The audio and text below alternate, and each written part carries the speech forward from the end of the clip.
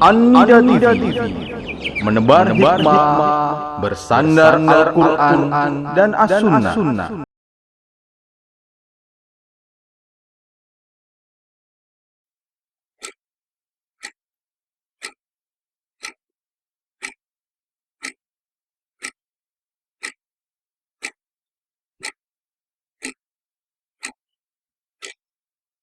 Assalamualaikum warahmatullahi wabarakatuh. Alhamdulillahirabbil alamin. Hamdan katsiran thayyiban mubarakan fi kama yuhibbu rabbuna wa yarda. Shalatu wassalamu ala rasulillah Muhammad. Apa kabar Bapak-bapak? Kok lesu-lesu kayaknya? Ini yang tadi dari masjid sana juga sebagian besar. Nggak bosan sama Ustaz Syafiq. Masya Allah. Nah, alhamdulillah kita bersyukur pada Allah karena pada kesempatan yang baik ini kita dikumpulkan oleh Allah di rumah yang mulia ini dalam rangka menuntut ilmu dan mencari ridho Allah, dan semoga Allah luruskan niat kita. Dan mari kita sama-sama sadar bahwa kita berada di sini bukan karena kemampuan kita, bukan karena harta kita, bukan karena kekuatan kita, tapi karena semata-mata Allah yang memilih kita untuk ada di sini dibanding orang-orang yang sekarang tidak ada di sini. Jadi marilah kita bersyukur atas nikmat iman itu, dan insya Allah nanti beberapa waktu ke depan kita akan mendengarkan tausiah dari guru kita, seperti yang sudah kita sama-sama tahu bahwa insya Allah kita akan bersama dengan guru kita Ustaz Dr. Syafiq Rijal Basalama dengan tema Aku Tidak Bodoh. Aku Tidak Bodoh nanti insya Allah akan disampaikan sama Ustaz Syafiq bagaimana bodohnya dan siapa yang tidak bodohnya. Dan insya Allah nanti kita akan ada kedatangan tamu, yaitu dari teman-teman dari Jakarta. Ada Cesa Aditya yang kita sama-sama tahu bahwa beliau adalah mantan aktivis yang seperti itu. Kemudian juga nanti dan ada Ahi Jarot ini juga nanti kita bisa lihat latar belakangnya seperti apa. Beliau ini sekarang pengusaha dari sebuah rumah makan. Apa korelasinya atau hubungannya mereka dengan tema-tema yang disampaikan saat ini yang Aku Tidak Bodoh itu apa?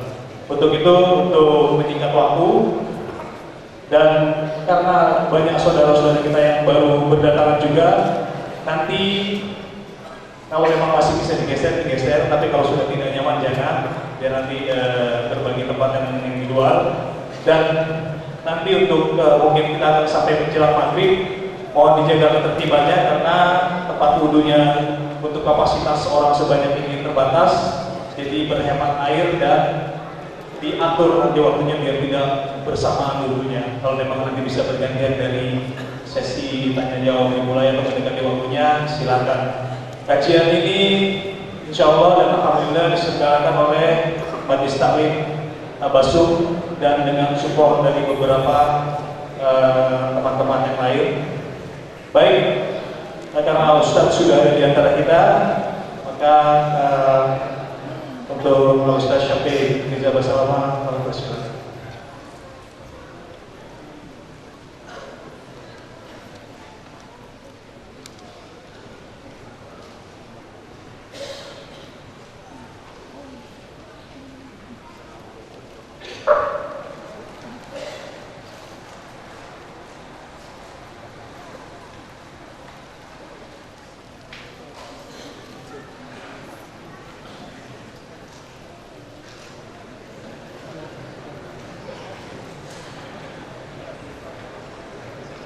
Assalamualaikum warahmatullahi wabarakatuh.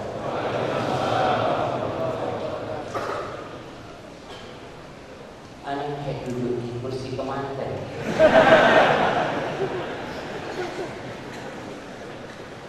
Alhamdulillah alladzi bi ni'matihi tatimmu shalah. Segala puji bagi Allah Jalla Jalaluh yang karena nikmatnya kebaikan-kebaikan menjadi sempurna, yang karena rahmatnya niat-niat dari hamba dapat terlaksana. Kita bisa berjalan, kita bisa melihat, kita bisa duduk di tempat ini, itu karena nikmat Allah. Yang tentunya sebagai seorang hamba tiada kata yang pantas untuk senantiasa dia ucapkan kecuali alhamdulillah rabbil alamin. Alhamdulillah antum masih bisa hadir buat kita. Tentu enggak ya di sini.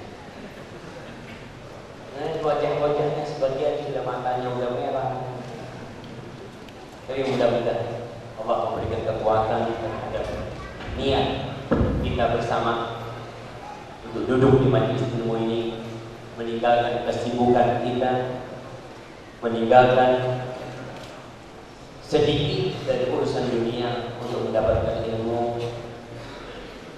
tentang kehidupan.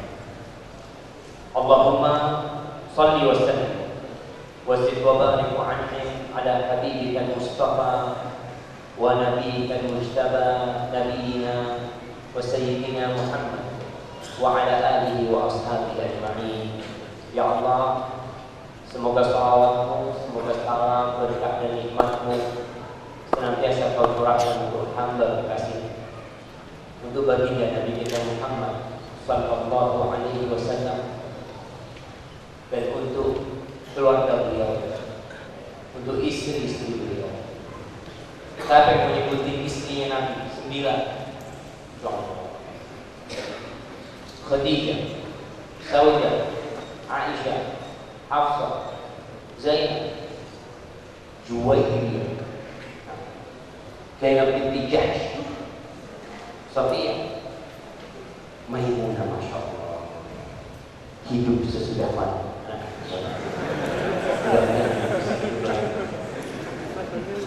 Baik, dan semoga salawat itu bersama untuk putra putri Rasul sallallahu alaihi wasallam yang kita insya Allah tak bodoh.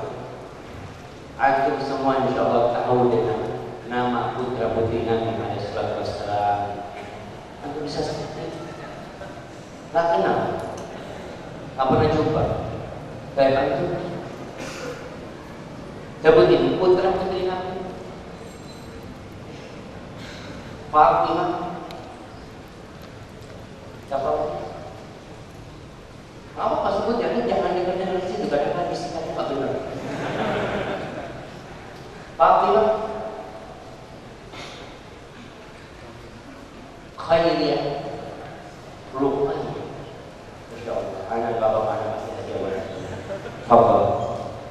Nah, Fatimah binti Muhammad putri Nabi yang paling beliau cintai, yang dari Fatimah ini cucu Nabi semua yang ada sekarang jalurnya dari Fatimah binti Muhammad sallallahu alaihi wasallam. Dan semoga salawat itu bersambung untuk seluruh sahabat Nabi, yang terutama untuk Abu Bakar Siddiq, untuk Umar bin Khattab, untuk Utsman bin Affan, dan untuk Ali bin Abi Thalib. Nabi menyebutkan 10 sahabat yang dijamin masuk surga. Anda sudah pernah tanya dulu di sini. Anda sekarang mau tanya kemana? Untuk mau jawab? Yang apa? 4 khalifah: Abdurrahman bin Auf, Sa'ad bin Abi Waqqas, Sa'id bin Zaid, Zubair bin Awwam, Abu Ubaidah, Amir bin Jarrah, Talha bin Ubaidillah. Masya Allah. Kasih kebiasaan. Baik. Masih ada sahabat lain yang ingin masuk surga? Sahabat lainnya? Bilal bin Rabah. Masya Allah, mawar masih ada dia. Mumpung banyak hadiah mana bagi-bagi. Cukup udah. Ada tak ceramah-ceramah gitu. Amma ba'd. Tema kita hari ini, aku tidak bodoh. Tanggal berapa hari ini? Tanggal 2 Rabiul Awal 1437 37 Hijriah. Antum bisa sebutin bulan-bulan Hijriah? Yang pertama Muharram, Safar, Rabiul Akhir, Jumadil Awal, Jumadil Ula, Jumadil Akhir, Rajab, Sya'ban, Ramadan, Syawal, Dzulqa'dah, Dzulhijjah. Pantas nih ngomong aku tidak bodoh. Yang tidak ngerti itu berarti bodoh. Jemaah, hari ini tanggal 2 Rabiul Awal 1437 Hijriah, kira-kira 1426 tahun setelah wafatnya Rasulullah SAW. Kita berkumpul di tempat ini, di Masjid Baitur Razzaq, untuk mengkaji tentang bagaimana seharusnya seorang muslim. Dia tidak boleh bodoh. Seorang muslim harus pandai, harus pintar. Dia tidak boleh dibodoh-bodohi. Kita melihat siapa sih orang pintar? Kadang-kadang kita berpandangan orang pintar itu orang yang pakai dasi, yang pakai jas, pakai sepatu Farkov, naik mobil mewah, dibukain pintunya. Kita akan berpikir mereka adalah orang-orang yang pintar. Mana yang bodoh? Ada yang bodoh tuh yang biasa ke masjid, yang mungkin dia wiridan di masjid, sholat berjamaah. Ada pandangan orang seperti itu. Melihat orang yang cingkrang, ini orang kebanjiran, berarti orang bodoh. Dikasih sama Allah kain yang panjang, dia potong. Bodoh apa pintar? Bodoh apa pintar cuma? Pintar. Nah, tapi sebagian orang memandang itu bodoh. Allah Jalla Jalaluhu menceritakan bahwa kebanyakan manusia itu bodoh, nggak tahu, nggak ngerti. Allah berfirman, ya'lamuna zahiran minal hayatid dunya wa hum 'anil akhirati hum ghafilun. Mereka adalah orang-orang yang mengetahui kehidupan dunia zahirnya saja. Dia lihat di luar, seperti orang yang melihat air hujan yang turun membasahi tanah, basah. Dia tahu tanah itu basah, padahal dalamnya masih kering. Tapi dia cuma melihat luarnya dong. Dan mereka tentang akhirat itu, mereka adalah orang-orang yang lalai. Allah Jalla Jalaluhu menceritakan tentang fasilitas yang Allah berikan kepada manusia, yang seharusnya dengan fasilitas itu orang gak jadi bodoh. Allah memberikan kepada kita hati untuk berpikir, Allah memberikan kepada kita mata untuk melihat, Allah memberikan kepada kita pendengaran, telinga untuk mendengar. Tapi ada orang-orang yang bodoh, kupingnya tidak dipakai untuk mendengarkan, matanya tidak digunakan untuk melihat. Sehingga orang-orang seperti ini ketika dibangkitkan pada hari kiamat, Allah berfirman, "Wa man a'rada 'an dzikri fa inna lahu ma'isyatan dhanka wa nahsyuruhu yawmal qiyamati a'ma." Qala rabbi lima hasyartani a'ma wa qad kuntu basira. Qala kadzalika atatka ayati fanasitaha wa kadzalika al-yawma tunsa. Barang siapa yang berpaling dari zikrullah, maka bagi dia adalah ma'isyatan dhanka, kehidupan yang melarat, walaupun berlimpah harta. Walaupun banyak hartanya, tapi berpaling dari zikrullah akan mendapatkan kehidupan yang melarat, yang susah. Seharusnya orang kaya jadi orang yang bahagia, tapi ternyata tidak. Orang kaya yang berpaling dari zikrullah, maka Allah akan memberikan kehidupan yang sempit. Wa nahsyuruhu yaumal qiyamati a'ma, dan kami akan giring dia kepada mahsyar pada hari kiamat dalam kondisi buta. Maka orang ini bertanya, qala rabbi lima hasyartani a'ma. Ya Allah, kenapa kau giring aku ini dalam kondisi buta? Wa qad kuntu basira. Ketika di dunia aku bisa melihat, aku bisa memandang. Sekarang kenapa aku jadi buta? Kata Allah, begitulah. Datang kepadamu ayat-ayatku, lalu kau lupakan. Kau tidak gubris. Peringatan-peringatan disampaikan. Kita mungkin sering datang ke kajian, ulama-ulama menyampaikan hukum ini nggak boleh, tapi semua merasa lebih pintar, merasa lebih alim. Allah berfirman tentang orang yang seperti ini di surat Al-A'raf ayat 179, walaqad dara'na li jahannam katsiran minal jinni wal ins. Kami telah jadikan orang-orang penghuni neraka jahanam kebanyakan dari bangsa jin dan manusia. Kenapa? Orang ini kok bisa jadi penghuni neraka jahanam? Mudah-mudahan kita tidak termasuk dalam ayat ini. Mereka adalah orang-orang lahum qulubun la yafqahuna biha. Mereka orang-orang yang memiliki hati, bisa berpikir, bisa merasa, tapi mereka tidak gunakan untuk berpikir. Hatinya tidak digunakan untuk bertafaqquh, untuk memahami. Enggak. Dia lebih mementingkan syahwatnya daripada hati. Walahum a'yunun la yubsirun. Mereka punya bisa baca Quran, bisa melihat, alhamdulillah. Tapi kata Allah, mata mereka tidak berguna. Mereka tidak memandang dengan mata yang Allah berikan kepada.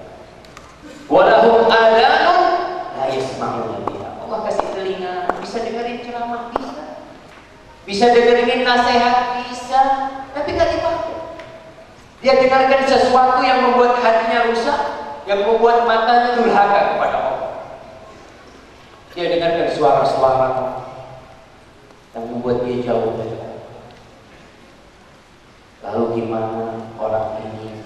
Ulaika kal an'am bal hum adall. Mereka seperti binatang.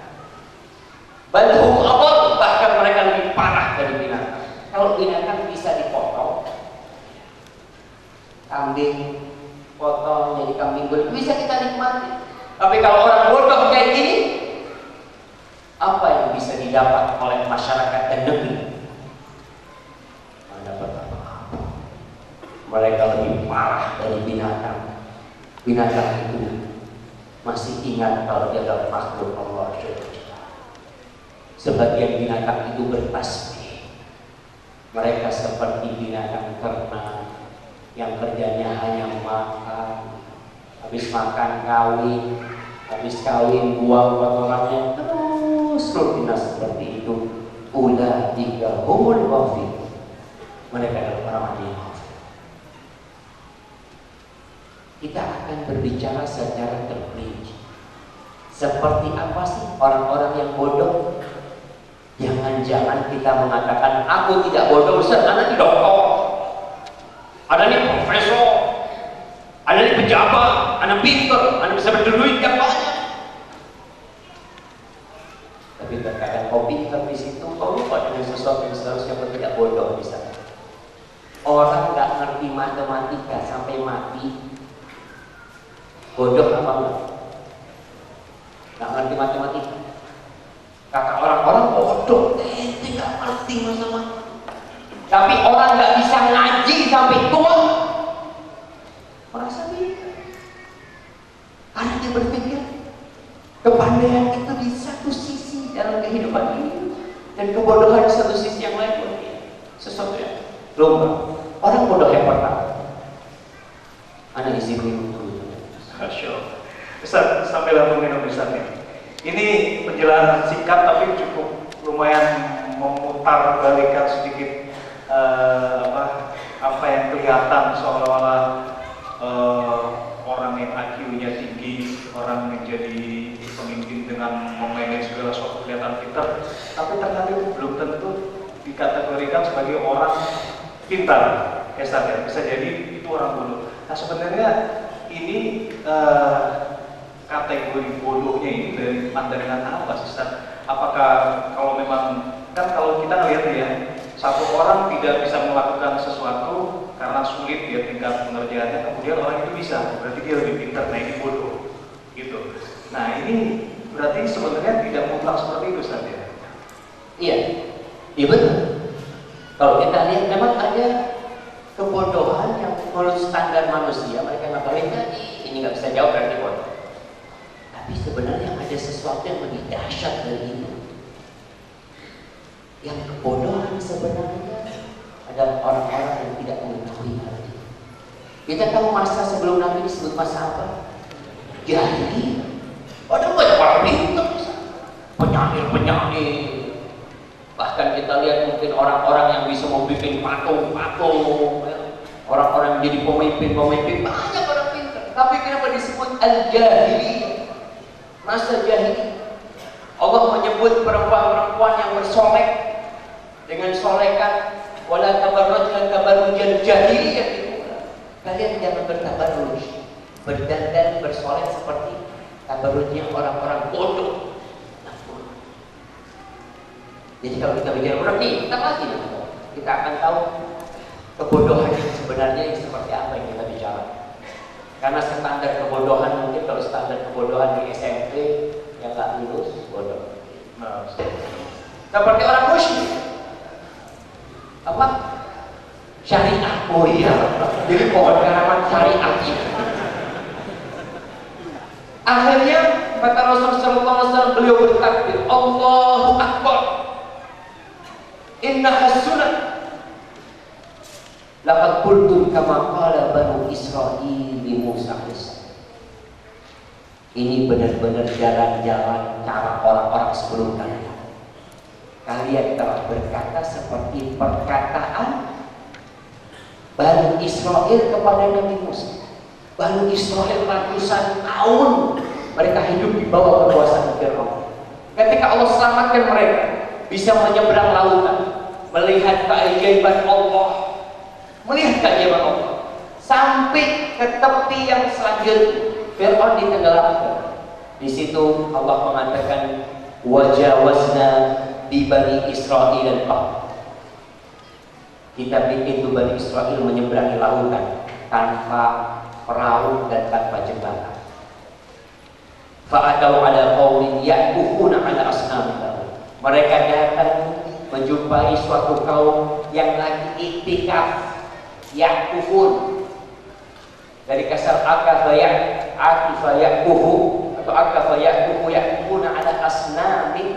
Mereka iktikaf di depan patung-patung mereka. Semen di sini, patung. Apa kata Bani Israil? Qalu ya Musa, wahai Musa, ij'al lana ilahan kama lahum alih. Tolong bikinkan buat kita ini Tuhan seperti Tuhannya mereka. Bisa dibayangkan. Bani Israil meminta Tuhan bentuknya patung. Sebagai perantara, mereka tahu pencipta mereka adalah Allah. Bukan mereka nggak tahu sama Allah, tahu mereka. Cuma ingin dibikinkan bentuk ya sesuatu yang mereka bisa mengabdi ke sana sebagai perantara kepada Allah Jalla Jalaluhu. Apa kata Nabi Musa? Qala innakum qaumun tajhalun. Kalian adalah orang-orang bodoh. Tajhalun. Inna haula mutakbarun ma hum fi wa batil ma kanu ya'malun. Mereka adalah orang-orang yang akan hilang, akan batil, akan hancur apa yang mereka usahakan. Dan mereka akan mendapatkan azab yang pedih kelak di akhirat. Nabi Musa mengatakan, qala aghairallahi abghikum ilah. Apakah selain Allah kalian minta aku jadikan Tuhan buat kalian? Wa huwa faddalakum 'alal 'alamin. Sedangkan Allah telah memuliakan kalian di atas alam semesta. Tapi Nabi Musa mengatakan, "Oh, taj'alun." Kalian orang-orang bodoh. Orang yang percaya jimat, atau dia berangkat ke tempat-tempat keramat untuk cari pesugihan. Ada perempuan-perempuan yang melihat suaminya agak nggak benar, berangkat ke dukun, tolong nih dibikin suami saya tunduk sama saya. Ada orang-orang terhormat, pejabat-pejabat, public figure yang datang ke dukun untuk minta pertolongan supaya bisa naik pangkat. Ada seorang dukun yang pintar, dukun pintar. Dulu dukun bodoh, ini jadi dukun pintar. Dia tobat dari perdukunannya. Kemudian dia sama, dia share tentang bagaimana dia dulu, kata dia, anak ditipu. Ada pejabat-pejabat datang ke rumah anak minta supaya jabatannya bisa bertolong. Yang satu minta supaya naik pangkat. Kalau anak bisa naik pangkat, anak nggak jadi dukun. Pintar di dukunnya. Yang bodoh yang mana? Yang datang. Anak jadi dukun dari fulus. Ini orang-orang percaya nanti pohon seperti ini, seperti itu. Benar-benar orang bodoh yang memohon kepada selain Allah, mohon kepada patung, mohon kepada kuburan, mungkin dia memohon kepada sesuatu yang pada hakikatnya tidak bisa berbuat apa-apa. Dia tinggalkan Allah jalla-jalaluhu. Allah mengatakan ud'uni astajib lakum. Mau usah jauh-jauh dari Allah. Dimanapun kau berada, Allah yang berada di atas arsy-Nya mendengarkan suara kita. Itu orang bodoh yang pertama. Berarti memang disebutkan di Al-Quran, Ustaz, ya, orang bodoh itu seperti apa? Nah, Allah sebut. Walaupun mereka dikasih kemuliaan, Musa mengatakan kalian dikasih kemuliaan di atas alam semesta di Bani Israil, tapi tak kala mereka melakukan sesuatu yang bertentangan dengan syariat, maka mereka dikatakan orang-orang bodoh. Nah, kalau zaman sekarang ini, Ustaz, orang bodohnya ini, Iya masih banyak. Kita lihat orang-orang yang model memohon kepada selain Allah tadi kita sebutkan, atau orang yang cari kekebalan. Padahal dia ingin kebal. Kalau kebal, dia bisa melakukan apa saja seenak dia. Ketika ditanya, anak ingat dulu ketika SMP, namanya anak-anak muda tuh dia selalu kepingin kalau berantem itu nggak kalah. Kita berangkat ke seorang ustaz untuk cari ilmu kebal. Akhirnya betul dibaca-bacain sama dia. Anak tanya, Pak Ustaz, ini yang bantuin kita siapa? Kata dia, yang bantuin kita malaikat. Malaikat bisa dijadikan pembantu. Dia namanya anak-anak muda kepingin yang penting kebal. Subhanallah, betul. Kita dipukul itu nggak nyampe. Tapi subhanallah, akhirnya anak punya umi ngomong, Syahid, kita jangan belajar ilmu-ilmu kayak gitu. Jadi bisa syirik nanti. Ya karena kita orang bodoh, nggak belajar. Maka kejadian di masa Rasul Sallallahu Alaihi Wasallam ketika para sahabat minta pohon keramat, itu sama dengan meminta Tuhan di masanya Bani Israil. Dan itu satu kebodohan. Kira-kira seperti itu. Yang kedua, orang bodoh yang kedua itu pelaku dosa. Pelaku dosa apa saja?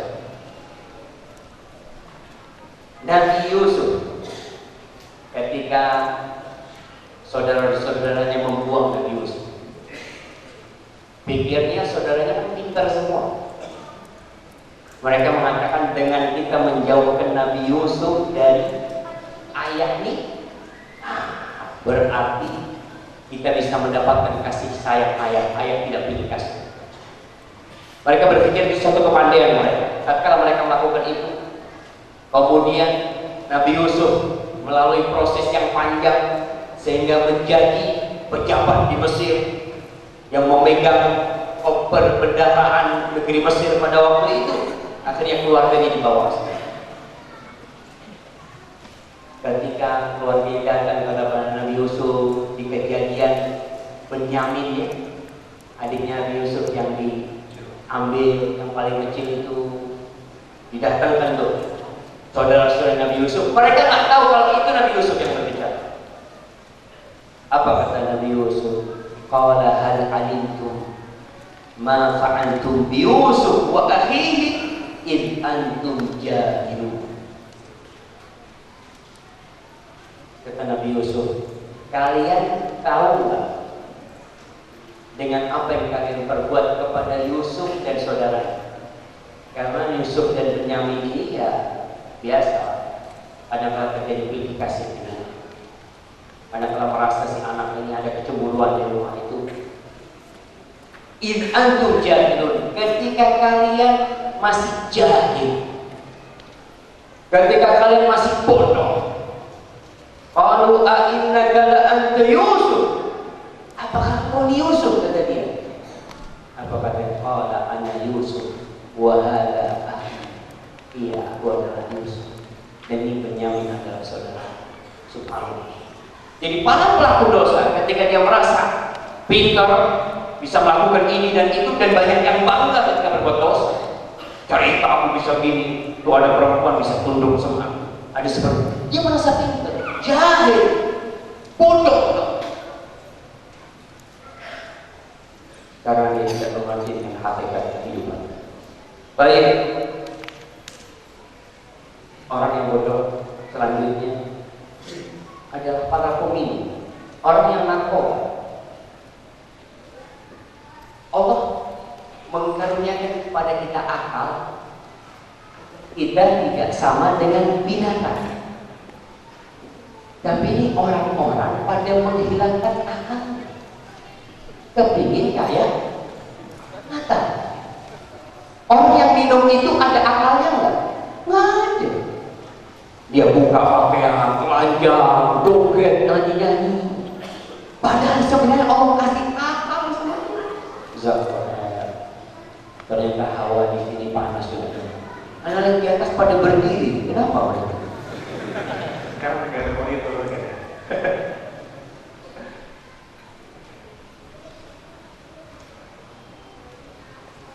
Alhamdulillah.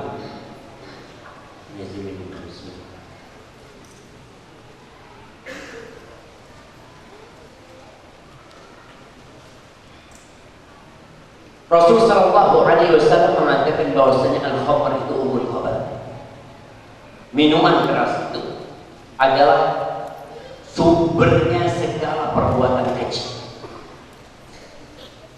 Orang yang minum bisa jadi dia berzina dengan ibu, bisa jadi dia perkosa adik, bisa jadi dia perkosa siapa saja. Dia bisa membunuh, dia bisa menceraikan istrinya karena akalnya sedang tidak bersama dia, sedang tidak bersama hilang. Maka diharamkan. Tatkala Allah mengharamkan itu bukan karena Allah pelit, tidak. Allah mengharamkan khamr untuk kebaikan kita. Biasanya orang minum itu kenapa? Kenapa biasanya orang minum? Orang minum biasanya karena dia bingung, karena dia stres, karena dia frustasi, cari pelarian. Pelariannya dengan jadi orang bodoh. Iya, dia melarikan diri. Aku kalau akalku nggak ada, hilang segala masalah. Betul. Antum melihat Allah ya, mudah-mudahan Allah menyelamatkan kita. Antum lihat orang gila. Orang gila itu punya pikiran. Nggak punya beban dia. Nggak ada. Dia tidur di pinggir jalan, dia buka bajunya, dia nggak mandi berhari-hari. Dia nggak pernah jadi beban buat dia, karena akalnya sedang nggak ada. Maka orang yang minum ini, dia memiliki masalah dan lari untuk menghilangkan akalnya dengan minum-minuman. Setelah pengaruh minuman itu habis, apakah masalahnya selesai? Ya nggak selesai. Dia itu hanya seperti burung onta. Burung onta itu disebut burung yang bodoh. Untuk melihat burung onta besar, burung onta itu kalau dikejar, diburu sama pemburu, dia lari, kemudian dia masukkan kepalanya ke pasir.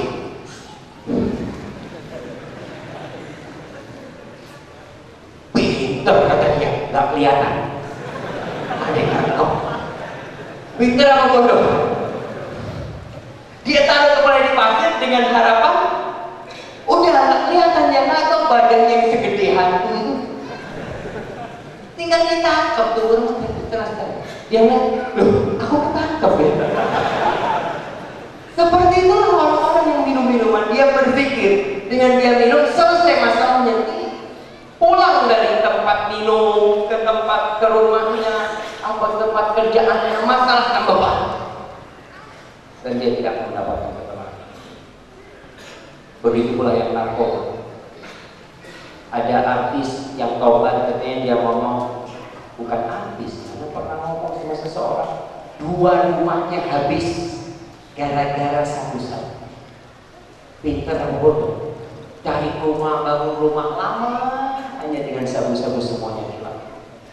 Allah mengharamkan itu karena Allah ingin kita jadi orang pintar, nggak jadi orang bodoh. Kemudian orang bodoh yang selanjutnya, yang keberapa tuh? Pelaku riba.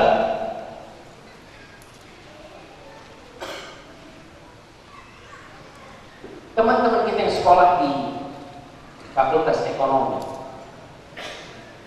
mereka itu senantiasa di apa ya, anak ini kalimat anak udah habis. Didoktrin, Dicekokin, nah dicekokin ini. Anak mau cari cekokin nggak datang.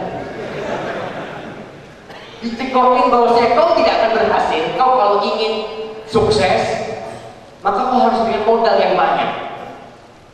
Dengan modal besar kau bisa mendapatkan keuntungan yang besar. Ketika kau tidak punya modal yang besar, maka ada yang namanya bank. Kau ambil dari bank, kau hitung-hitung seperti itu, insya Allah, bukan insya Allah. Mereka masa ngomong itu, insya Allah. Tapi kalau kau melakukan itu, kau ambil dari bank, usahamu yang awalnya modalnya 10 juta, kau ambil 100 juta. Kalau kau 10 juta, untungnya 1 juta. Kalau kau modalnya 100 juta, untungmu 10 juta. Bunganya berapa? Berapa persen? Anggap berapa persen? 10%. 1%, 1 juta. Berarti untungmu kan masih banyak. Oh, pintar aku kira, dapat ilmu. Bodoh nih. Antum melihat orang yang riba itu, Allah mengharamkan riba, Allah mengumumkan perang kepada pelaku riba. Rasul Shallallahu Alaihi Wasallam melaknat yang makan riba, yang ngasih makan riba, yang jadi saksi, semua dilaknat. Apa artinya dilaknat? Dijauhkan dari rahmat Allah. Berarti kau bodoh ketika kau mau dijauhkan dari rahmat Allah. Dan pelaku riba itu sebenarnya adalah kacung-kacungnya bank. Sadar nggak sadar itu adalah kacungnya bank. Orang yang pinjam uang di bank, bank itu kan nggak mau resiko. Kalau dia bikin usaha, makanya di Indonesia ini peraturan bank itu, peraturan perbankan Indonesia, kata Ustaz Arifin, beliau menjelaskan tidak boleh punya aset. Nggak boleh bank itu punya badan usaha. Ya, kalau punya badan usaha masih bisa bangkrut. Tapi dia berpikir dia hanya boleh memutar uang. Yang usaha, ya pelaku riba yang usaha. Kita butuh modal 100 juta, 1 miliar kita kasih. Yang dikasih modal 1 miliar itu sebenarnya kacungnya bank. Bank cuma duduk aja, setoran. Kita nyetor, kalau mikir capek untuk ngejar sekolah terus. Banknya tidur-tidur, nggak bisa bayar apa-apa, bank mau kita jual. Yang pintar bank, yang bodoh, yang pinjam duit kenapa? Dan itu realita. Nanti kita akan dengarkan dari Mas Jarod bagaimana realita orang-orang yang ngambil uang dari bank, pelaku riba itu sebenarnya bodoh. Karena dia hanya setoran ke bank terus, beli rumah juga dia dengan bunga. Walaupun di Indonesia kita lihat riba sudah tak ada ya. Adanya apa sih? Bukan. Dan ini nama ya, terus terang ada pembodohan publik. Kita ini jadi bodoh. dibodoh-bodohin dengan nama. Ketika orang disebut, antum coba ke bank pinjam duit nih, terus ya sampai pinjam berapa? 100 juta, habis 100 juta, ribanya nih 3%. Na'udzubillah. Kayak nggak boleh riba, itu haram dalam agama saya. Oke, kalau gitu bunganya nggak apa-apa kalau bunga. Bunga siapa nggak mau kasih bunga, memang? Dirubah bahasanya supaya orang jadi nggak merasa dosa. Dia melakukan itu, kenapa sih kau katakan ini bukan riba, bunga? Orang setiap saya transaksi nggak ada riba, bunga. Allahu Akbar. Baik. Kemudian orang yang bodoh itu adalah pezina. Dalam sebuah riwayat, ketika Rasul SAW Isra Mi'raj, Rasul melihat orang-orang yang makan daging yang busuk dan bau. Padahal di sebelahnya ada daging yang segar, yang enak dimasak, tapi dia makan daging yang busuk dan bau. Maka Rasulullah SAW bertanya, "Man haula?" Siapa mereka? Mereka adalah orang-orang yang dikasih istri yang halal sama Allah, tapi dia berzina dengan wanita-wanita yang haram, dengan pelacur-pelacur yang dipakai oleh orang-orang yang tentunya mengundang penyakit, membuat hati rusak, dan mengundang murka Allah. Itu pezina orang-orang bodoh. Kok kalau memang masih butuh nikah lebih dari satu, ya monggo, nikah lagi saja. Nah, nikah dua itu bisa jadi wajib. Enak kalau dikatakan wajib, masya Allah wajib. Mungkin anak termasuk yang wajib.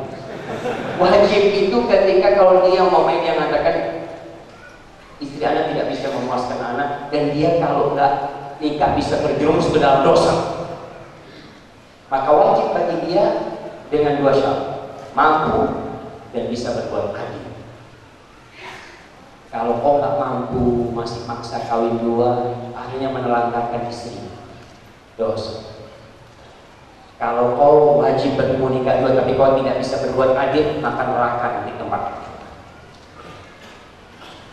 Tapi tetap Allah memberikan peluang. Fankihu ma qaba lakum minan nisa mathna wa thulatha wa ruba'. Jangan berzina, bodoh untuk orang yang berzina. Allah kasih yang halal, thayyib. Ini ada sebuah kejadian. Farazgah disebutkan dalam kitab Al-Iqdul Bari. Entah cerita ini sahih atau tidak, tapi kita ambil ibrah dari cerita ini.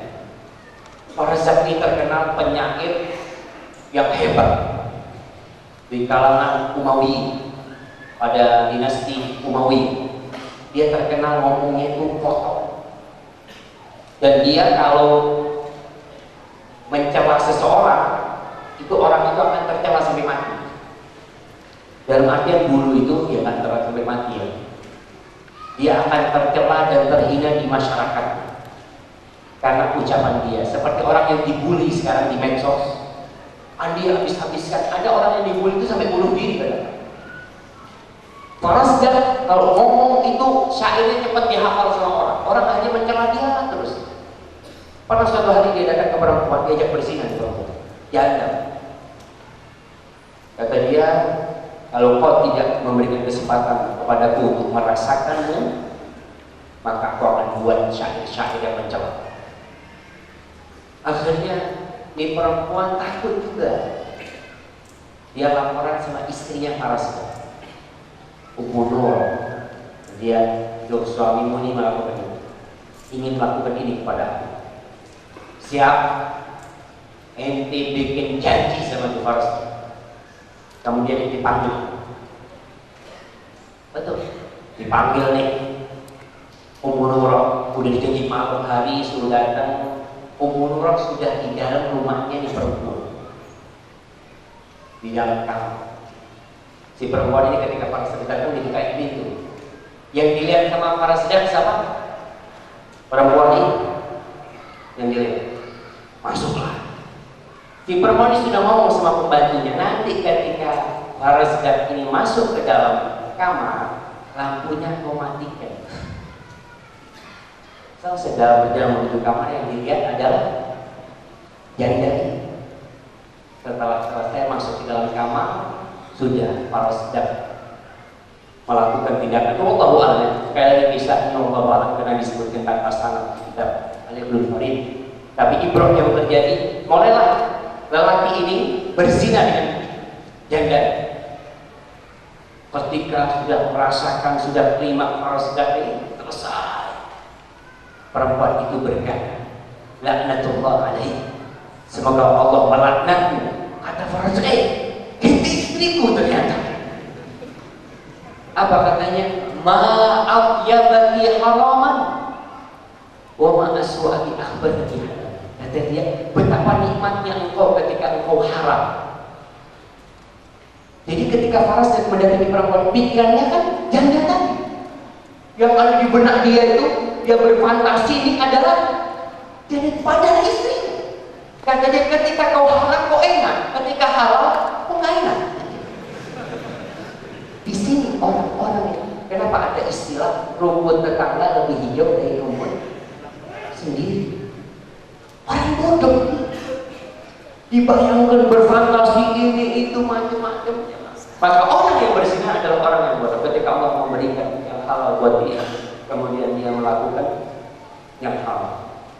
Kemudian yang bodoh lagi pelaku homo. Pelaku homo ini kurang lebih sama dengan yang bersih, tapi lebih parah lah, maka azabnya lebih parah.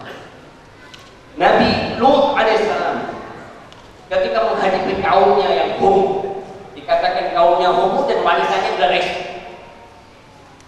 Apa kata Nabi Lut kepada mereka? A'innakum la ta'tuna ar-rijala syahwatan min dunin nisa bal antum qaumun tajhalun. Apakah kalian ini mendatangi lelaki dengan syahwat dan meninggalkan wanita-wanita yang halal, istri-istri kalian yang halal? Bal antum qaumun tajhalun. Kalian adalah kaum yang bodoh. Ibu, ketika kaumnya dikatakan bodoh, apa kata kaumnya? Ninduh, keluarkan dari kamu. Karena udah gak pantas hidup bersama mereka menganggap itu. Kemudian orang muda yang selanjutnya, orang yang menjual agamanya untuk dunia yang sedikit. Rasulullah SAW mengatakan badiru bil a'mal fitan ka fitan lailil mublim.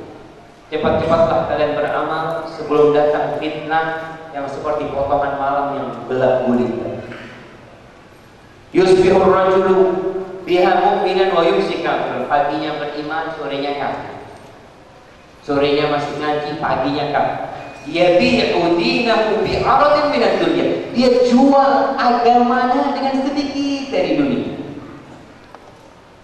Kenapa sih kau menjual agamamu yang itu akhirat tentunya dengan sekedar gaji 50.000, gaji 100.000 sehari ya? Nih sekarang kita lihat ada orang-orang yang mulai persiapan Natalan. Terkadang orang Islam itu dipaksa untuk pakai atribut Natal. Dia pakai macam-macam, padahal dia Muslim. Mana la ilaha illallah, mana qul ya ayyuhal kafirun la a'budu ma ta'budun. Enggak mau menyembah tapi ya inilah karena butuh duit. Sebagian orang melepas kerudungnya hanya untuk mendapatkan beberapa. Na'udzubillah, mereka adalah orang-orang yang bodoh. Di mana bodohnya? Dapat berapa sih? Dunia dan isinya ini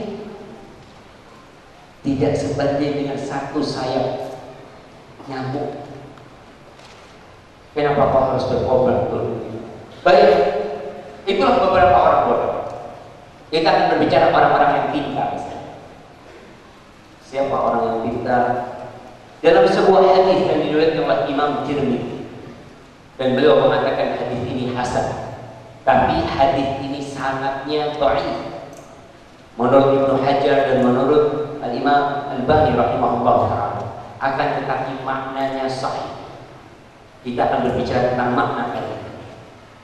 Al-Kayyis, maka hadis ini mengatakan Al-Kayyis man dana nafsahu wa 'amila lima ba'da al-maut. Orang yang pintar, orang yang cerdas, orang yang tanggap adalah orang yang suka menghisap diri, menghitung dirinya dan berbuat untuk setelah kematian. Kenapa dikatakan pintar? Karena dia tahu ketika di kuburan dia sendirian. Aku nggak ada yang nemenin. Bapak-bapak ketika mati, anaknya nggak bakal nemenin, istrinya nggak bakal nemenin. Semua kalau dia seorang big boss di sebuah perusahaan, satu pun anak buahnya nggak ada yang nemenin. Ketika di dunia oke, ada yang membukakan pintu dia, pintu mobil, pintu kantor. Ya berapa lama? Tapi nanti kondisi itu sendirian. Dan dia berbuat untuk yang setelah kematian. Itu orang yang pintar. Wal ajiz man atba'a nafsahu hawahu wa tamanna 'ala Allahi al-aman. Orang yang bodoh, orang yang lemah adalah orang yang mengikuti hawa nafsu. Dan dia senantiasa berangan-angan. Ini tidak sedikit yang taubatnya ditunda. Nantilah, Allah tuh Ghafurur Rahim. Anak nanti kalau sudah umur 55, anak akan taubat. Anak akan lebih baik. Siapa yang menjauhi umur sampai 50? Ini orang yang bodoh. Padahal dia tahu fulan temennya mati padahal seumur sama dia. Ada fulan di bawah dia umurnya juga mati. Apa kau ada pelajaran dari situ? Ma'asyiral muslimin rahimakumullah. Ketika kita bicara tentang akhirat yang seharusnya orang pintar, Allah Jalla Jalla menawarkan kepada kita sebuah perdagangan. Dagang sama Allah. Apa kata Allah? Ya ayyuhalladzina amanu hal adullukum ala tijaratin tunjikum min adzabin alim. Wahai orang-orang yang beriman, maukah kalian aku tunjukkan ke sebuah perniagaan yang menyelamatkan kalian dari azab alim, dari azab yang pedih. Seperti apa azab yang pedih? Antum lihat. Nanti pulang dari sini mampir ke tempat orang jual gorengan. Untuk kan lapar biasanya dari sini. Ini nggak dikasih apa-apa gitu di sini kan? Nggak dikasih apa ya? Hah? Kasih roti. Udah habis semua. Insya Allah. Baik, nanti antum masih lapar untuk datang ke tempat gorengan itu, orang lagi goreng tahu, bayangkan kalau wajah antum yang digoreng. Atau tangan antum ngomong izin sama jual gorengan. Anda mau masukkan tangan Anda boleh tak? Apa kata? Jangan kata dia. Itu bodoh ini kalau masuk di sini. Nah, bodoh. Bagaimana orang yang tahu ada azab yang pedih, khalidina fiha abad. Neraka itu selama-lamanya. Dan panas api neraka itu 70 kali panas api dunia. Dan neraka senantiasa minta tambahan kepada Allah agar ada orang yang bisa. Maukah kalian aku kasih perdagangan yang menyelamatkan kalian dari azab yang pedih? Apa? Tu'minuna billahi wa rasul. Kalian beriman dengan Allah dan Rasul. Ini orang yang pintar. Dia beriman dengan Allah yang menciptakan langit dan bumi, yang menciptakan dirinya, beriman kepada Rasulullah SAW. Wa tujahiduna fi sabilillahi bi amwalikum wa anfusikum. Dan kalian berjihad di jalan Allah dengan harta kalian dan jiwa kalian. Dzalikum khairul lakum in kuntum ta'lamun. Itu lebih baik bagi kalian kalau kalian mengerti. Dapat apa nih kalau kita dagang sama Allah? Yaghfir lakum dzunubakum. Apa istilahnya? Kalau dagang itu keuntungan. Keuntungan kalian kalau berdagang sama Allah, Allah akan ampuni dosa. Selesai. Yang kedua, wa yudkhilkum jannatin tajri min tahtiha al-anhar. Allah akan memasukkan kalian ke taman-taman, ke surga yang mengalir air di bawahnya. Wa masakin thayyibatan fi jannati 'adn. Dan rumah-rumah tempat tinggal yang bagus di surga. Dzalikal fawzul 'adzim. Itu adalah fauz, kemenangan yang azim. Di surga kita akan kekal selama-lamanya. Dan kita lihat orang-orang yang tidak bodoh seperti antum, insya Allah. orang yang datang ke rumah Allah, rijalun la tulhihim tijaratun wa la bai'un an dzikrillah wa iqamis shalah wa ita'iz zakah.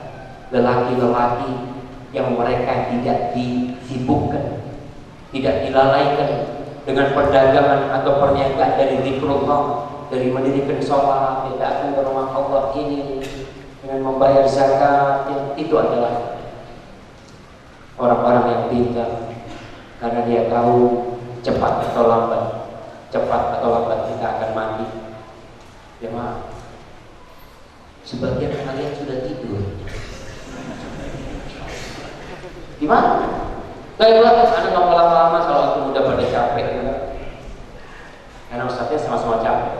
Tapi yang jelas, al-Qais, orang yang pandai, yang dia siap hijrah meninggalkan semua demi mendapatkan surga Allah Jalla Jalla. Surga Allah itu kayak apa sih?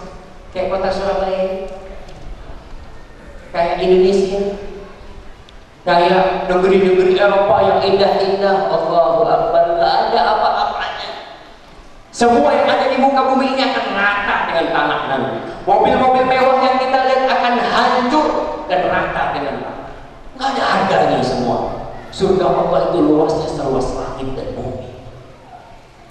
Umair bin Hammam al-Ansari, ketika dalam satu peperangan, Nabi SAW mengatakan, bangkitlah kalian semua ila jannatin arduha as-samawati wal ardh, ke surga yang luasnya seluas langit dan bumi. Kata Umair, ya Rasulullah, jannatun arduha as-samawati wal ardh, itu surga luasnya seluas langit dan bumi. Nah, apa kata Umair? Bakhil, ucapan heran. Apa kata Rasulullah? Maha malaka anda mula bakhil. Apa yang menyebabkan kau mengatakan bakhil? Ya Rasulullah, aku mengatakan itu bukan karena nggak percaya, bukan apa. Aku mengatakan itu rojaan aku nabi dengan harapan aku menjadi penghuni surga. Apa kata Rasulullah SAW? Anta min ahliha, engkau termasuk penghuni surga. Persiapan perang. Umair bin Hammam mengeluarkan di sarung pedangnya beberapa butir kurma. Dia sudah dapat jaminan surga dari Rasulullah SAW. Dia makan tuh butiran kurma. Kemudian dia ngomong, la in hayyitu hatta akula hadhihi tamara la hiya hayatun tawilah. Kalau aku masih hidup di muka bumi ini sampai menghabiskan kurma ini, itu kehidupan yang panjang, kata Umar. Umar melemparkan butiran kurma, lalu dia lari ke dalam medan perang dan dia tewas di medan perang itu. Karena dia tahu dunia ini kesenangan yang bercampur dengan kesedihan. Yang sehat bakal sakit, yang kuat bakal lemah, yang kaya kelak akan bangkrut, akan habis, akan masuk ke kuburan, dan tidak ada yang abadi di dalam dunia ini. Makanya jangan antum orang-orang yang pintar dan katakan, aku tidak mau dibodoh-bodohin sama setan, sama bisikan-bisikan setan dengan dunia yang fana ini, yang matahul buruk, yang dia memang menipu kita sehingga terkadang kita menjadi orang yang bodoh. Hadza wallahu a'lam bishawab. Sallallahu ala nabiyyina Muhammad wa ala alihi wasallam. Masya Allah. Ternyata semua kebodohan itu datangnya dari syaitan, Ustaz ya. Oke, kita masih ada dua tamu nanti yang akan coba sharing. Ada nanti Mas Jarod ya. Beliau pengusaha rumah makan ya. Dan ada cerita dia bagaimana meninggalkan riba. Kita di sebagian sudah mendengarkan, tapi mungkin ada ibroh lain yang bisa kita ambil pada Mas Jarod. Monggo Mas Jarod. Kemudian ada juga dengan Ahli Cesar yang kita sama-sama tahu dia berjuang untuk meninggalkan apa yang pernah membesarkan beliau. Assalamualaikum. Sehat ya? Masya Allah. Masya Allah. Ngantuk Des? Allah. Di sana Des? Antum sebelah sini. Gantian di sebelah kiri ada. Baik. Insya Allah kita akan mencoba mengambil ibroh dari kedua sahabat kita ini, dan kita mendoakan juga biar mereka bisa istiqomah, termasuk saya juga dan saudara yang lain. ada di jalan yang hak gitu. Selebihnya Anda serahkan kepada antum, terserah Baik, ini kita mau Mas Jarod, kalau antum udah kenal nih Mas Jarod, betul-betul butuh kenalan lagi Mas Jarod, supaya mereka tahu. Bismillahirrahmanirrahim. Assalamualaikum warahmatullahi wabarakatuh. Alhamdulillah. Allah wahdahu la syarika lah wa asyhadu anna Muhammadan abduhu wa rasuluh. Perkenalkan teman-teman semua yang ada di sini, senang sekali saya bisa di Surabaya ini. Ya, sharing tentang apa ibadah. Perkenalkan, nama saya Jarod. Aslinya saya orang Solo, tapi sekarang tinggalnya di Jakarta. Lahirnya sih sebenarnya Jakarta, cuman karena besarnya dari kecil sampai SMA itu di Solo. Terus saya akhirnya mulai usaha tahun 2001 saya pindah ke Jakarta. Itu aja, istri saya satu dan anak saya tinggal 2 perempuan semua. Masya Allah, Masya Allah, mudah-mudahan Allah berkahi diri Mas Jarod dan keluarganya dan antum semua yang hadir di sini. Berbicara tentang orang bodoh, kita tadi menyinggung bahwasanya pelaku riba itu sebenarnya orang yang bodoh. Apakah benar dalam perjalanan hidup Mas Jarod ketika bergelut di dunia perdagangan atau apa menggunakan uang riba, kemudian meninggalkan riba itu, gimana Mas Jarod? Ya, kebetulan memang saya pengusaha restoran. Memang awal mula saya untuk memulai usaha karena saya memang dasarnya ini Ustaz, dari kecil tidak dibekali agama yang baik juga, dan saya tidak ada lingkungan yang untuk belajar agama itu bisa belajar dengan benar gitu ya. Jadi memang ilmu agama itu saya baru dapat itu memang baru 3 tahun terakhir. Jadi kemarin saya malah sering datang ke acara-acara seminar tentang usaha yang dimana kiat-kiatnya cara sukses menjadi pengusaha. Tapi yang saya dapat memang rata-rata karena kondisinya sekarang kita hidup di zaman yang zaman seperti ini ya, zaman riba, zamannya semuanya harus pakai riba. Mobil aja sekarang juga sampai kemacetan di Jakarta juga semuanya Karena riba itu ya. Subhanallah. Tapi tadi kamu ngomong kalau masalah bodoh, memang saya nggak sampai sekarang nggak mengaku pintar juga. Karena setelah saya dilatih ini. Tapi paling nggak kan sudah bodoh karena riba kan? Ya, ke zaman saya. Artinya saya waktu dulu sering datang ke seminar-seminar itu memang jangan takut hutang. Jangan takut hutang. Ya. Bahkan saya setelah menjalani usaha, saya juga sudah mengambil riba pun saya juga berani hutang. Saya sempat beberapa kali sahabat-sahabat saya, teman-teman dekat saya ketika tanya sama saya gimana caranya usaha itu biar bisa berkembang seperti antum, bisa seperti Anda, bisa punya usaha yang banyak, usaha restoran bisa banyak, itu gimana caranya? Ya saya cuma bilang ya jangan takut hutang.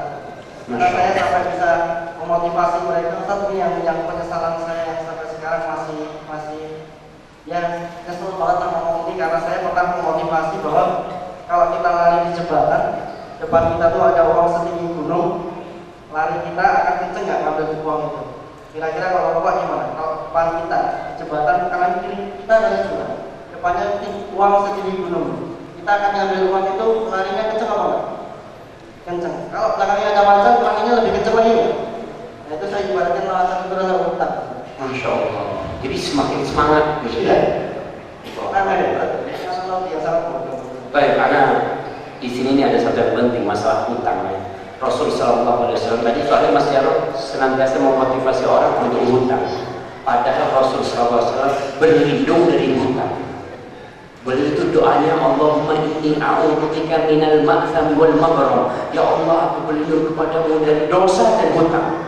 Sampai bingung nih Aisyah, Nabi kenapa kok takut banget dengan hutang? Kata Rasulullah SAW, orang itu kalau berhutang dia akan bicara, dan bicara kan bohong biasanya. Kemudian ketika dia berjanji, dia akan ingkar janji. Orang yang utang seperti itu, yang mengatakan nanti besok bayar macam-macam. Berarti utang itu saya bisa mengantarkan ke dalam dosa.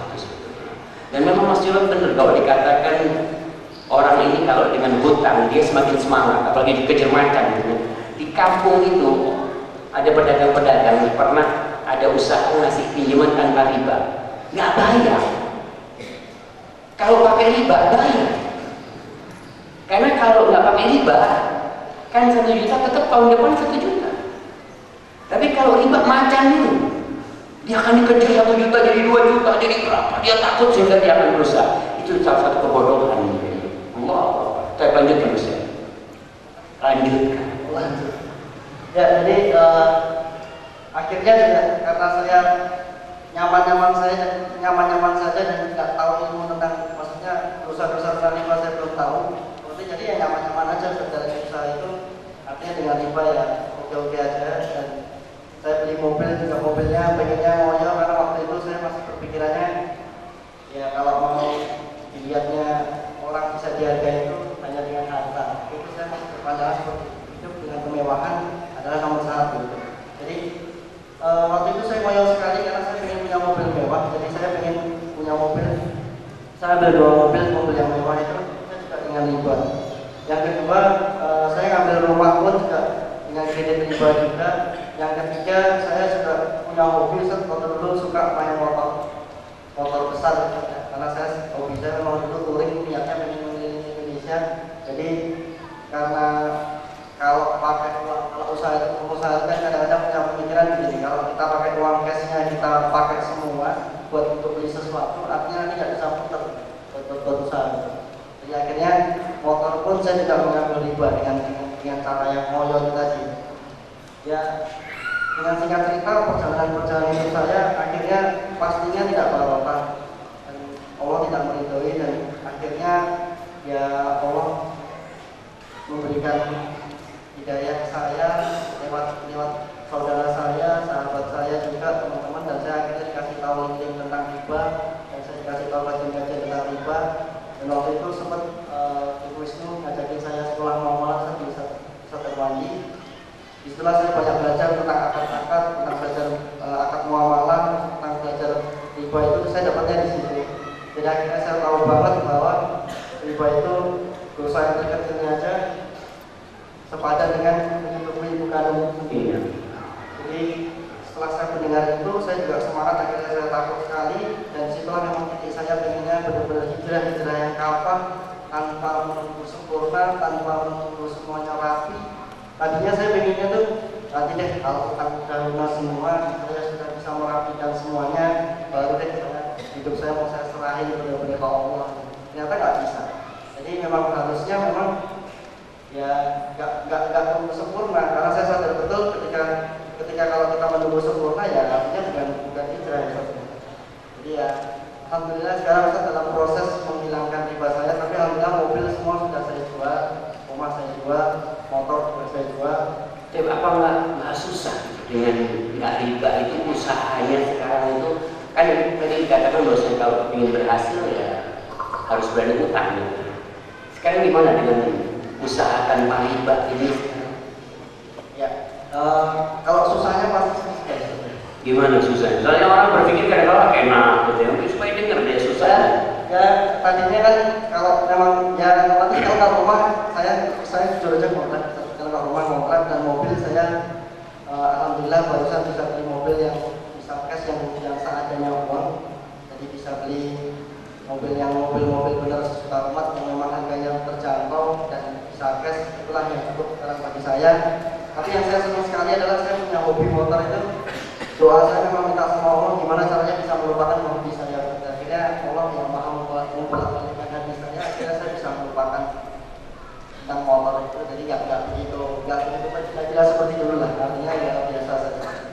Dan usaha saya otomatis kembali saya bangun dari nol lagi. Artinya saya rapikan tanpa hutang. Tadinya juga punya armada mobil yang untuk ngirim bahan baku itu memang mobil juga hutang. Akhirnya saya ubah untuk berinvest dengan turun ini ya, mobilnya downgrade lah. Nah, jadi cari mobil yang murah, dan usahanya juga ya saya rapikan dari nol, dari akad-akad sama supplier juga gitu.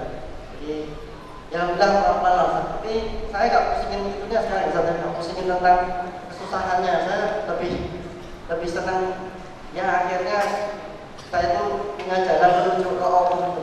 Itu yang saya senang sekarang itu. Jadi kalau dulu tuh hampa, kayaknya punya duit, punya kemewahan, tapi ya nggak ada rasanya itu. Ya cuma gitu-gitu aja. Subhanallah, subhanallah. Kalau kita lihat dari perjalanan seorang yang meningkat terlibat, perlu didampingi ilmu, tetap belajar. Karena kita terkadang melakukan sesuatu kebodohan karena makanya di sini ada pertanyaan bagaimana mamanya supaya kita terhindar dari sifat bodoh. Ya salah satunya belajar. Ketika jauh dari ulama, ketika jauh dari majelis ilmu, ya kita tetap akan merasa pintar sendiri. Lalu tadi Mas Jarod menceritakan tentang orang itu dengan kemewahan, dengan harapan dihargai orang. Karena memang kebanyakan manusia itu melihat orang dari penampilannya. Dilihat apa yang dinaikin. Apa ada istilah bahasa Inggris itu? You what? Engkau apa yang kau pakai? Nggak tahu lah ada istilah. Jadi di istilah barat itu kau itu apa yang kau pakai? Nilaimu itu di mata orang dengan apa yang kau pakai. Kalau jamnya Rolex, sepatunya apa sepatunya mah? Puma. Main bola. Apa? Bali. Iyalah Bali umpamanya. Terus bajunya, Anda lihat baju itu sekarang mesti mereknya di luar. Bukan baju, tapi dulu Anda lihat jas ya. Orang kalau pakai jas itu mesti di sini ada merek. Kemudian cincinnya pakai merah delima. Apalagi kacamatanya frame-nya pakai apa? Opel.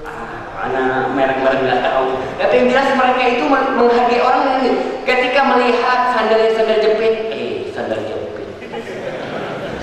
Melihat kemudian HP-nya HP semiliar umat. Bukan sejuta umat.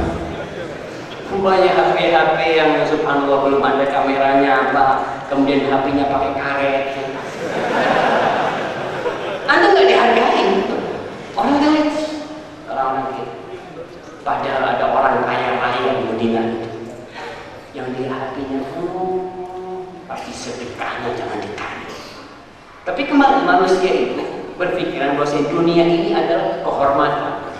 Allah menceritakan di surat Al-Fajr, fa'ammal insanu idza mabtalahu rabbuhu fa'akramahu wa na'amahu fayaqulu rabbi akramah.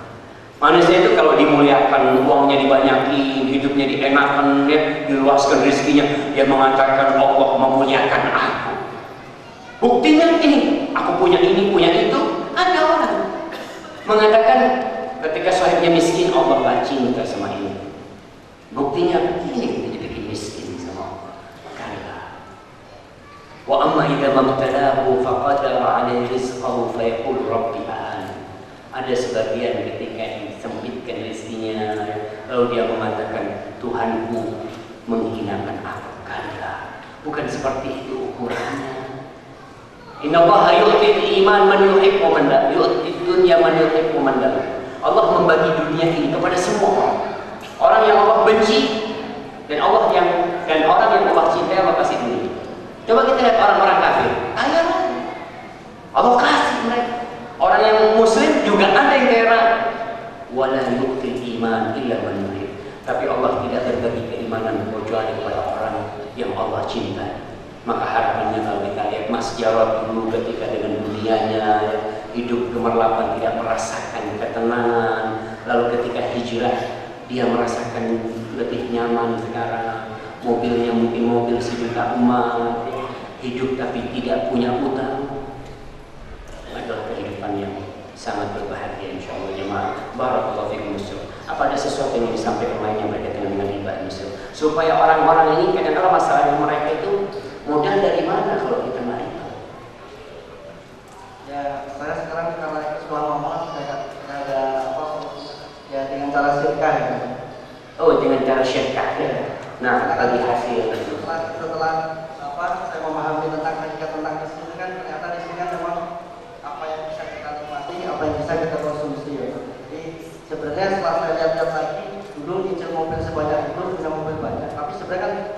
harga istri saya ya sebenarnya uang saya ya sebesar DP itu aja kan yang saya buat DP. Jadi artinya ya rezeki saya ya memang mobil yang sekarang yang saya pakai. Rumah saya rezekinya ya yang sekarang ini. Subhanallah. Betul. Jadi ya akhirnya enak lah kalau bawakan gitu ya. Karena setelah waktu saya jual mobil itu, saya belum bisa beli mobil sampai 6 bulan kan. Ketika saya jual mobil itu, alhamdulillah kakak saya itu nggak saya minta, dan kakak saya tahu tiba-tiba dan dia nggak tahu juga saya jual mobil. Dia datang ke Jakarta dengan mobilnya, terus dia bilang, "Oh tidak ya, mobil saya tak boleh ke kamu dulu karena saya nggak mau bawa balik ke Jogja, dan di Jogja juga saya kebanyakan mobil saya titip kamu di OP-nya aja." Ya alhamdulillah, jadi 3 bulan saya pakai mobil tanpa beli, dipinjemin doang. Nah, yang kerennya lagi Ustaz, Masya Allah ya, itu 3 bulan, artinya kurang 3 hari itu kakak saya itu bilang sama saya, hari lupa saya hari apa ya, katakanlah hari Minggu saya ambil ya mobil nanti biar diambil sama supir ya. Besoknya itu ada sepupu saya habis beli mobil dari Jogja dibawa ke Jakarta, itu nitip ke rumah saya, nitip ke rumah saya. Terus dia ini mau pergi urus artinya ada kerjaan kantor lah, pergi ke Malang itu 2 minggu, jadi titipin 2 minggu. Masya Allah ya lagi Ustaz ya, 2 minggu ini serius ini cerita. 2 minggu itu sepupu saya mau datang mau pakai ya. 2 hari kemudian itu teman saya itu nitip mobil. Mobil saya titipin ya, karena mobil gak saya pakai itu mobil saya banget, mobilnya Mazda seri 2, yang terakhir. Itu sedikit ke saya 1,5 bulan. Masya Allah, Masya Allah. Tapi ini saya bilang sama istri, tapi kalau bisa ya tetap harus, kalau enggak kita harus beli lah, kalau enggak beli yang murah-murah, jadi harus kita standar hidupnya harus turunin. Kalau enggak diturunin, kita pikirannya enggak Islam terus, pikirannya enggak Islami, hidupnya enggak Islami, pengennya duniawi terus. Ya kan saya pernah baca tentang kawahan, biasa takutnya nanti malah kena banyak kawahan, jadi ya akhirnya sepakat sama istri, ya udahlah sepakat beli aja lah. Alhamdulillah, jadi pas banget Ustaz, pas kita sudah bisa beli mobil, 2 hari kemudian mobil di Subhanallah. Jadi rezeki itu sebenarnya yang pas saja. Iya. Pas ingin beli mobil ada duitnya. Pas mau umroh ada duitnya. Soalnya kalau kelebihan kita pikirannya macam-macam. Tapi kalau dikasih pas-pasan itu alhamdulillah, untuk bersyukur kepada Allah. Baik. Tadi ada sesuatu yang ingin saya sampaikan. Wa man yattaqillaha yaj'al lahu makhraja. Barang siapa bertakwa kepada Allah, Allah akan kasih jalan keluar. Tapi membutuhkan ketakwaan yang sebenarnya. Kemudian kalau bicara mobil, Mas Jarod sekarang sudah punya mobil sendiri. Sebenarnya mobilnya tetap sewa juga, Mas. Titipan juga mobilnya itu. Karena mobil Mas Jarod bakal ditinggal. Nah, yang awal mobil dikasih sama dipinjemin itu dengan sekarang nggak beda sebenarnya. Karena sama-sama pinjam juga, bakal Allah ambil nanti. Baik, sebelum kita masuk ke tanya jawab, kita terima kasih kepada Mas Jarod. Kita serahkan kepada Kang Sesar. Jadi Mas Sesar di Surabaya. Baik, Mas Sesar, Insya Allah cocok juga untuk dimana Mas Sesar. Ketika antum meninggalkan dunia hiburan, dunia gemerlapan seperti itu, apa orang-orang nggak ngomong antum bodoh meninggalkan itu? Iya. Assalamualaikum warahmatullahi wabarakatuh. Waalaikumsalam. Belum kenalan, lupa. Fadal. Saya ingin perkenalkan diri walaupun sesaat dan mungkin ini nikmat sesaat. Jadi saya Kaisar Aditya Putra, dipanggil Kaisar. Saya ini lahir di Jakarta. Di Jakarta sekarang umur saya 26. Dan saya dulunya sebagai artis sebagai yang saya buktikan. Dan hidup saya yang saya meninggalkan dunia entertain, banyak yang bilang saya bodoh. Nggak asik Ustaz sekarang gitu ya. Dia nggak kayak dulu lagi. Yang saya bilang, inilah hidup saya harus pilih pilihan, karena kehidupan itu cuma ada 2 pilihan, mau masuk surga, mau masuk neraka. Itu pikiran saya. Masa saya mau seperti itu terus, dan pada hakikatnya bahwa dunia entertain nggak selamanya itu bahagia. Masih ada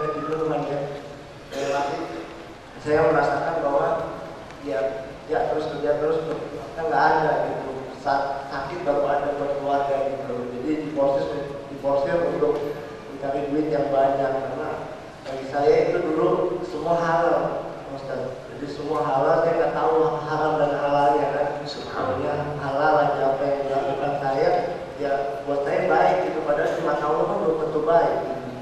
Dan, setelah itu ya saya didatangi banyak yang dari Twitter menghujat-hujat. Saya mau masuk TV lagi, kan nongol lagi, udah sekarang dari Cesa di masjid aja gitu.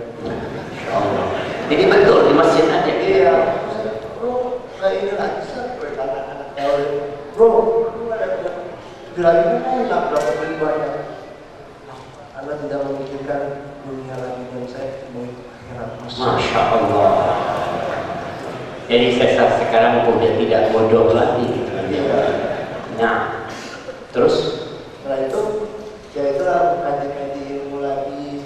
Yang ini ngaji terus sekarang ini. Alhamdulillah seminggu kita datang ke istri Jauh Jati, bawa tahu nggak? Bahasa Arab tuh saja. Tahu kan? Setelah hijrah Cesar bahasanya lain. Jadi saya sama istri seminggu harus ada kajian, walaupun sesibuk apapun kita berdagang, tapi kita tetap kalau ada kajian, apalagi kajian Ustaz, Masya Allah. Masya Allah. Bahaya nih jemaah. Jadi situlah yang menurut saya luar biasa, yang mengukes kita gitu. Dimana kita turun, kadang kita setiap kita dapat ilmu nih, kita kejar terus, lama-lama jauh lagi. Makanya untuk kejar itu kita menghadiri majelis ilmu tentang Allah Subhanallah. Jadi salah satu kiat supaya tetap istiqomah yang tadi disinggung oleh Mas Cesar ini adalah hadir di majelis ilmu. Jangan pernah berlalu sebulan nih kecuali kita datang ke majelis ilmu. Baterai itu perlu dicas. Kalau bisa tiap pekan kita datang kajian, sempatkan. Majelis ilmu ini bukan tempat sembarang tempat. Majelis ilmu adalah taman surga. Baik, barakallahu fiikum. Terima kasih kepada Akhi Cesar, menyerahkan kepada Abu Tama. Baik, alhamdulillah kita sudah di penghujung acara. Penghujung kajian ini, semoga kita bisa mengambil pelajaran dari apa yang sudah disampaikan oleh Ustaz, dan kita tidak menjadi orang-orang bodoh. Kemudian selamat sampai di rumah, pulang hati-hati, jaga keselamatan, jangan ngebut, tetap utamakan, karena kita kepengen tetap bisa beribadah secara benar selanjutnya. Dan yang pertanyaannya sudah merasa tadi sudah bertanya dan pertanyaannya dibacakan dan dijawab sama Ustaz, silakan bisa mengambil souvenirnya di panitia, bisa mencari panitia sudah menyediakan souvenir. Dan kami memohon maaf jika memang ada salah-salah kata dan pelayanan serta kurang nyamannya teman-teman semua di sini. Semoga Allah yang menggantikannya. Kita tutup kajian hari ini dengan baca Qiraatul Majlis. Subhanallah wa bihamdihi, Assalamualaikum warahmatullahi wabarakatuh.